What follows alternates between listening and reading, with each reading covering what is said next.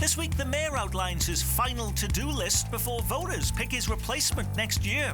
The Royals are in Arizona for the start of spring training. That was the mayor's self-imposed deadline to lock in a stadium deal. So should we be refreshing our news feeds for a big John Sherman announcement? After years of hype, Amazon officially rolls out drone deliveries in the metro. Was it all soft landings or close calls, crashes and howls of complaints? Those stories and the rest of the week's news straight ahead. Week in Review is made possible through the generous support of Dave and Jamie Cummings, Bob and Marlise Gorley, the Courtney S. Turner Charitable Trust, John H. Mize, and Bank of America N.A. co-trustees. The Francis Family Foundation through the discretionary fund of David and Janice Francis, and by viewers like you. Thank you. Hello and welcome, I'm Nick Haynes, and we are thrilled to have you back with us on our weekly journey through the Metro's most impactful, confusing and downright head-scratching local news stories. Hopping on board the Week in Review bus with us this week from the anchor desk at KMBC 9 News, Chris Ketz. And he is Mr. Kansas City Stack on Substack, former Star staffer Dave Helling. It gets a little easier with all those S's. Now, at the helm of our Metro's newest newspaper, Next Page KC, Eric Wesson is with us, and tracking the region's top political stories for KCUR News, Brian Ellison. Kansas City Mayor Quinton Lucas delivered his State of the City address this week. Ladies and gentlemen, please join me in welcoming my GOAT mayor, the mayor of Kansas City, Quinton Lucas. Already before a packed City Hall, the mayor laid out his final to-do list before his term ends. Voters will choose his successor next year. Wow, that went fast. What is on the top of his to-do list, Eric? Well, I think to finish a lot of the housing projects that he started, is finishing those. I thought what was interesting was the 5% increase in the Kansas City, Missouri Police Department budget. I thought that was extremely interesting given the relationship. You thought that was high, low, or just about right? Oh, I thought that was really high. And you know, one of the things They wanted more, though. They wanted more, but I'm trying to figure out what they're doing with the money that they get, and I think a lot of taxpayers are too, besides paying lawsuits. They wanted $54 million. Right. They got 17.8. Now, you're 5% over the year before, so anybody who says that the police department is funded properly, that's a pretty tough argument to make, especially given the overall financial situation of the city. What's the biggest thing left on the mayor's to-do list, Brian? Well, he certainly spent a lot of the time talking about affordable housing and the investment that the city needs to make in that. That's clearly been identified year after year as a need in the city that's not being met. I thought the end of the speech was the most interesting, where he talked about inclusiveness and we're welcoming people. The message could not have been more clear in terms of immigrants and sexual preference and age and all the things. He was saying that we don't care about any of those things. We welcome you to Kansas City. That's an interesting and good message really to hear at the end. Can the mayor cross off stopping the opening of an ICE detention center in Kansas City from his to-do list? Because I see that deal has now fallen through to use a warehouse at the former Richard Scobour Air Force Base. As far as we know, Platform Ventures apparently on Thursday issued a statement saying we're no longer interested in negotiating with the federal government for this property, which everyone assumed would be used for an immigration center. That debate will not go away because it's possible ICE will look for some other place in the region to build. Of course, Leavenworth continues to be a concern. So you do get the sense, though, that at the national level, the Trump administration is really trying to back away from the problems that this immigration crackdown caused. They're pulling out of Minnesota now. They announced that on Thursday as well. There is an attempt to really bring down the heat on that issue, and I think this may be a part of that. Near the top of the mayor's priorities has to be, of course, delivering a successful 2026 World Cup. That's the largest event in our history, moving us off one of the national lists of the most dangerous cities in America. And among, actually, did you see that one? Dead last when it comes to homelessness among large cities. We are set to double our homeless population in less than 4 years because we're not doing this right. Homelessness is the most solvable problem America has chosen not to solve. Chris, we've seen the homicide rate, the concerns over deadly violence in Kansas City, but #1 of major cities in terms of the rate of homelessness, and that the city this week talking about adding $1 million to try and fix it. What does that do? It's a program that has apparently worked successfully in some other cities. The city's initial investment right now is $1 million. They're hoping to get that up to $10 million with the help of the business community in Kansas City. And I'm painting a very broad stroke here, but it's an attempt to move people off the street and into some sort of temporary/permanent housing, which, of course, an issue that has been talked about at this table for years. Yeah, what surprised me about the story was the deputy housing director said there are 214 providers and 333 programs serving our homeless population. That's an awful lot, but they're all moving separately on this. Is this really an issue of coordination? It's an issue of coordination, and it's an issue of vision and what exactly do we want to do and how to do it. I think they've been throwing balls against the walls, hoping some of them stick, rather than having a really solid plan on what to do with homelessness. And one of the things I thought was interesting when we talk about homelessness, we get a lot of people from Kansas City, Kansas, Johnson County. They come to Kansas City, so I think that increases our homeless numbers. But we got to do something better in that leadership department. Right. I think the other thing we have to acknowledge is that this isn't just a Kansas City problem. It's a problem in all of the municipalities in the area. Yeah. It's also not just a Kansas City solution or even any of those municipalities. The states have to be part of this.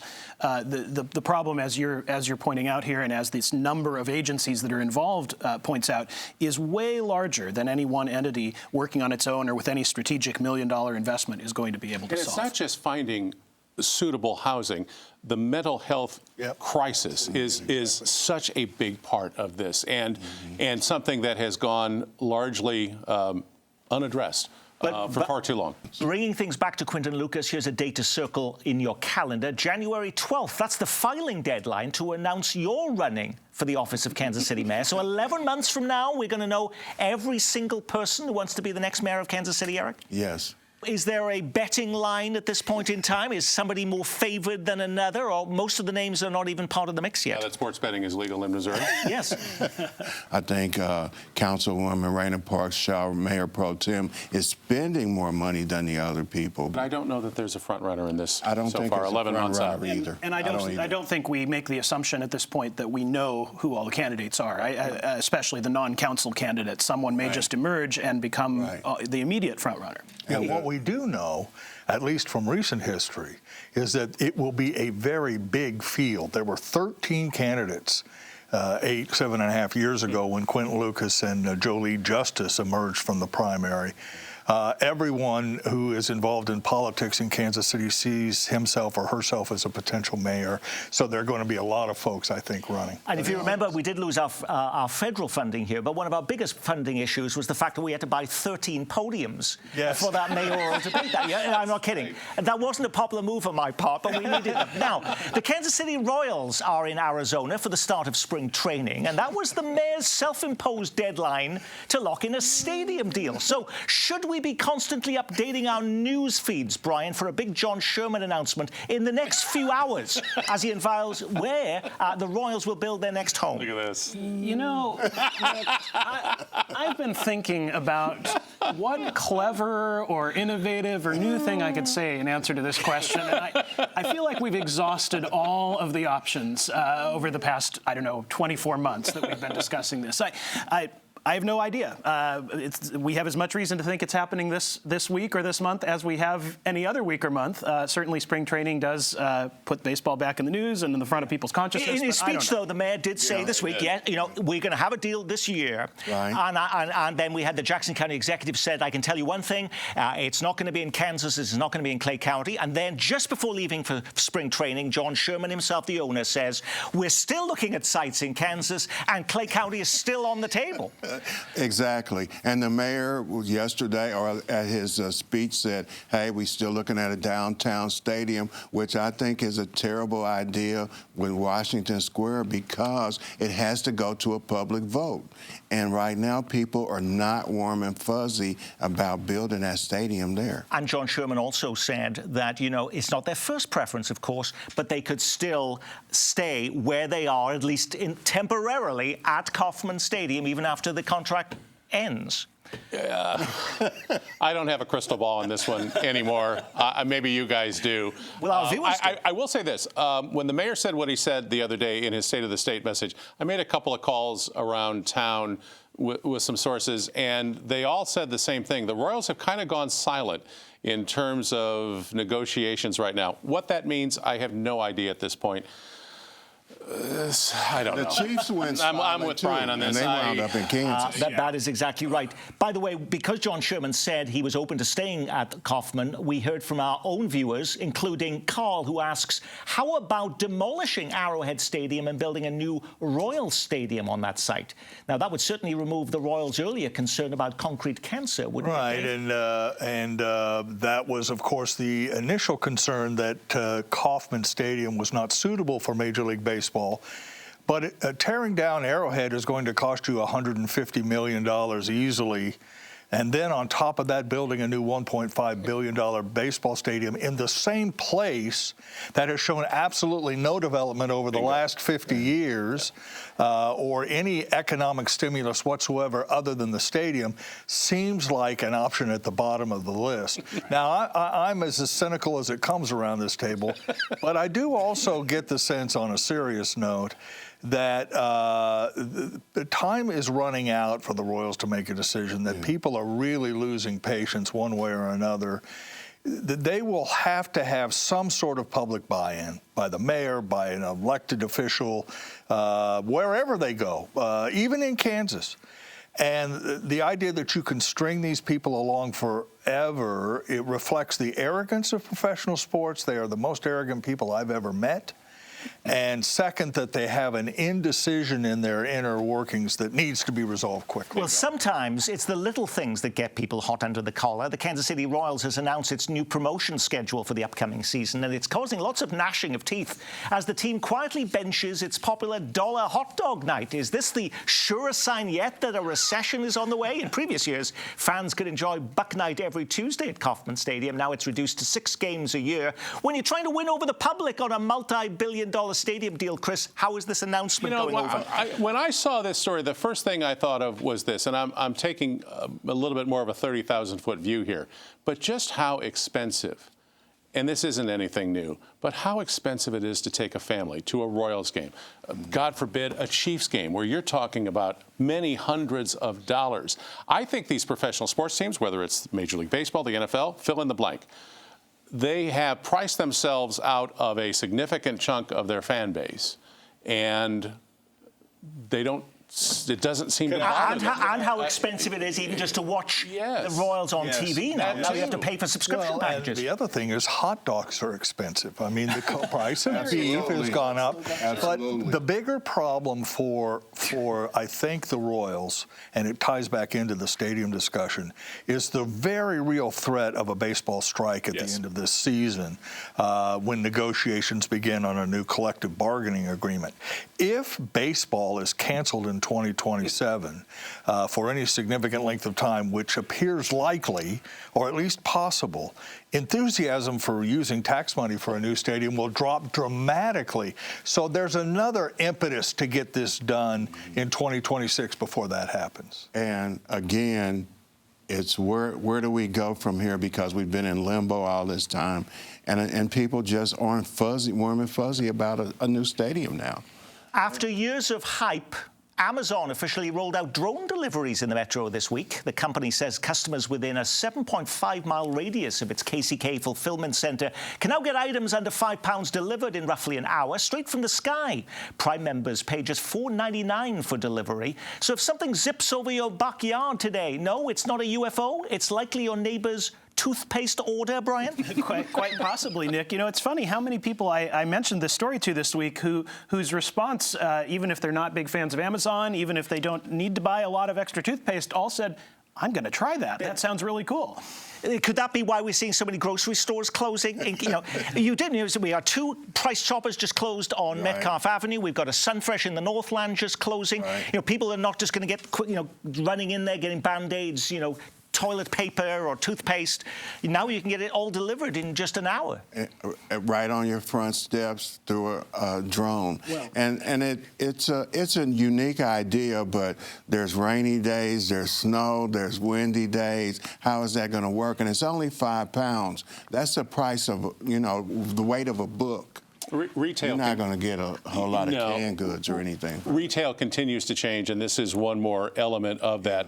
And these drones aren't the ones that Amazon is using. These are 80-pound vehicles, so these aren't insignificant vehicles at all. And again, if you want to take part in this, you got to live within, I think, 7.5 miles of the warehouse in KCK. Amazon, I guess, is talking about 500,000 of these deliveries by the time 2031 hits. This happened, by the way, in the same week we just had a crash with one of these in Texas. But was it plain sailing here, or were there incidents? I didn't see anything on your newscasts. There have been incidents throughout the country where drones have hit power lines and buildings and things like that. But there really isn't right now, and I think this is something that the FCC is going to have to address at some point, sometime soon. There really isn't any way to force Amazon to report these to the federal government. So I guess we really don't know exactly just how many of these incidents have happened down through the years. But grocery stores have front door deliveries. What's going to be so different about Amazon? I guess the novelty of it. The time. I don't think your grocery store is getting it to you in an hour, is it? There's also the ease of ordering online in such a quick fashion. Right. Payment takes place. It's all one-stop shopping in a very quick fashion, making it harder for grocery stores to compete with. Lots of political news happening this week. Sharice Davids getting lots of attention as one of the only Democrats in Congress, bucking her party to oppose the impeachment of Homeland Security Secretary Kristi Noem. Liberal activists in her district say they are beyond disappointed in her, according to the Johnson County Post. She was also one of the only Democrats to vote in favor of temporary funding for the Department of Homeland Security. Is there something more to her votes? Is Davids now running for higher office and trying to show a more politically balanced voting record when she takes on Roger Marshall, Dave?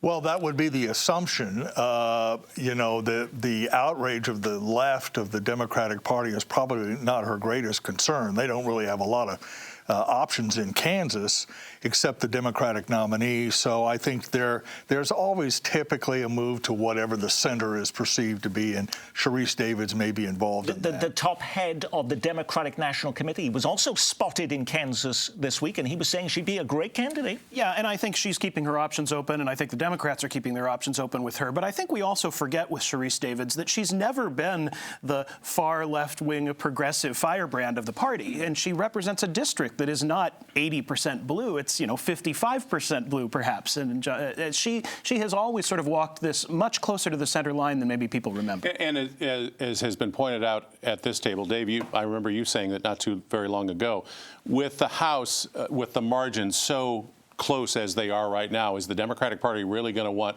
Sharice Davids to run for the Senate or for governor when, again, seats in the House are going to be so critical here in the midterms and what is essentially a safe seat for Sharice Davids? And no matter how far she moves to the middle in advance of a statewide run, she would still be a long shot candidate for either governor or senator. Yes. A legal question with national consequences is playing out this week in a small Missouri courthouse. A judge is deciding whether the next election will be governed by a new congressional map just approved by lawmakers there, or does the old map still apply?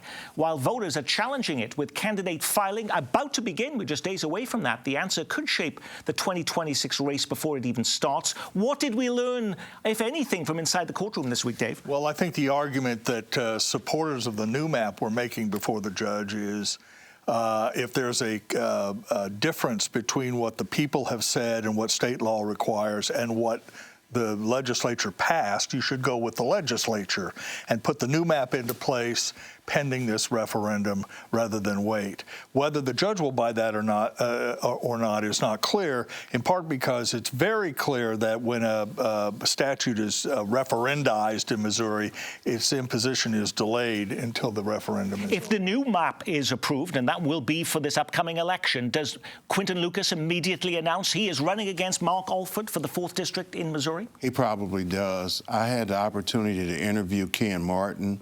He is the head of the DNC when he was in town last week. And one of the things he said, regardless of what happens, they're ready.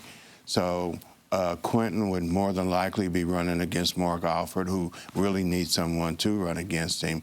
And then what they would do with the 5th Congressional District voters and how they would split them up is something that they're still negotiating. And Rhianna Park Shaw, who is the mayor pro tem, would then become the mayor of Kansas City? And then she would be an incumbent, and she would be harder to beat in a mayoral election. But whatever the judge decides in this case, I think the decision is expected to come fairly soon, and then the appeal will happen. This will go before the Missouri State Supreme Court at some point, and at some point soon. Yeah. Well, Missouri lawmakers have already mercilessly sliced and diced Missouri's new voter-approved minimum wage law. They killed its paid leave provision and removed a requirement that the wage rise each year with inflation. Now there's a new plan to make the law look barely recognizable to the one voters approved in 2024. On the agenda this week in Jefferson City is a measure lowering the minimum wage for minors. Instead of the $15 an hour they now get under the law, Missourians under the age of 18 would get $12.30. Just past the Senate, Brian. What's the problem they're trying to fix here? Well, according to the sponsors of the bill, the problem they're trying to fix is that the higher minimum wage has made it more difficult for teenage workers to work in these entry-level, low-skill jobs that they traditionally have made money in. Some of them, the sponsor even says, are important for supporting their family with some of that money. I think the question that a lot of folks are asking about this bill is, what about the adults who are working in those jobs who essentially will now be undercut in their ability to get those jobs by underage labor? It's not an unusual move, though. I say there were like 30-something states that are already doing that. They have a different lower minimum wage for adults than they do minors. Yeah, but he makes a good point about the difference between the two and having kids, but what they don't take into consideration is the number of children that feed into the household income by having these jobs making $15 an hour, especially with the inflation being what it is. But even at $12.30 or so, that still makes it about $5 more than Kansas is providing, which is one of the lowest in the entire country. It's still not a bad rate, but it's not $15. Yeah, the restaurant industry has obviously been down at Jeff City lobbying because most of these jobs are at fast food restaurants where kids work, and the owners are not willing to pay the higher wage. What is also at risk, though, here, Nick, and you mentioned it in the intro, is the evisceration of the people's right to make statutory decisions like this. The argument about kids' labor was made during the election, and the people voted and decided. And now legislators are trying to toss that aside. And what they have guaranteed in this effort is that any other provision like this going forward in Missouri will be a constitutional amendment and not a statute like this one was. Now, when you put a program like this together every week, you can't get every story grabbing the headlines. What was the big local story we missed? Hanging up his cleats for one more year now that the Super Bowl is over. Travis Kelce says he's ready to meet with the Chiefs to decide his future. Wyandotte County advancing a moratorium on new ICE detention centers this week. Kansas City pushing forward with a ban on so-called gas station drugs. Some people may get cigarettes. Some people may get a little bit of beer. What you're not supposed to be able to get legally is something that is more potent than heroin. Also this week, the Kansas Senate approves Charlie Kirk Free Speech Day, a new day of remembrance to be celebrated on October 14th. 2 years ago this week, a deadly mass shooting at the Chiefs Super Bowl rally put Kansas City in the international spotlight. And planning ahead for the World Cup, well, so is everyone else. A new study finds Kansas City leads the country in demand for Airbnbs and short-term rentals. Across all the markets in the U.S., we're seeing the highest occupancy levels in Kansas City. Alrighty, Chris Ketz, did you pick one of those stories or something completely different? You know, we touched on it near the top of the program with the ICE facility in South Kansas City, and of course this week Port Kansas City took some steps to take themselves to create some distance between them and Platform Ventures. Obviously, with the developments as we are coming on the air here today, there's a lot more to the story that we'll be following in the days to come. Eric. Mark Alford going after an investigation for Bad Bunny for the Super Bowl. I think with all the other things that we have, health care, affordability, I went to the store, paid $3 for a package of celery. You want to focus on Bad Bunny's performance. That is just a total waste of time. Ryan. Well, I want to pick up where Chris left off, talking about the Port Authority of Kansas City, Port KC. Not only did they break ties with Platform Ventures this week, but they've also been in the news as unions are rallying against Port KC for not demanding prevailing wage rules around the projects that they finance. Port KC's also been in the news as we talked about the stadiums, with the possibility that tax incentives might be offered, perhaps without a public vote. Not many people know about the Port Authority of Kansas City, about who appoints it, what its authority is. Port KC could see this as an opportunity to conduct their work with a little more transparency and let people know who they are, or it could continue to be a negative thing for them in the news. And the expectation is that Port Kansas City could play a major role in the funding of a downtown Royals ballpark. Somebody can explain sometime how the Port Authority in Kansas City is involved with Richards Gower, which is as far as you can get from an actual waterway. That's another discussion for another day. We do a lot on the riverfront. Yeah. The riverfront part makes more sense. We've talked a lot about, just quickly, we've talked a lot about the community benefits agreement in Wyandotte County for the Chiefs. There will be a real push in Kansas City, Missouri for some sort of agreement if the Royals indeed go downtown, anywhere downtown, including things like prevailing wage, job training, and other things. We haven't heard a lot of discussion about that. The Royals and Quentin Lucas and others should be paying attention to that need as this process goes forward. Now, and before we wrap up, I want to issue an apology to Week in Review watcher Kevin King. He's one of the two candidates on a glide path to be the next mayor of Independence after last week's primary election in the city. Alas, I mentioned his opponent last week, but failed to mention him. Mr. King, would you please forgive me? And on that, we will say our Week in Review has been reviewed and corrected, courtesy of Eric Wesson from Next Page KC, and from the Channel 9 anchor desk, Chris Ketz, KCUR's Brian Ellison, and news icon Dave Helling. And I'm Nick Haynes. From all of us here at Kansas City PBS, be well, keep calm, and carry on.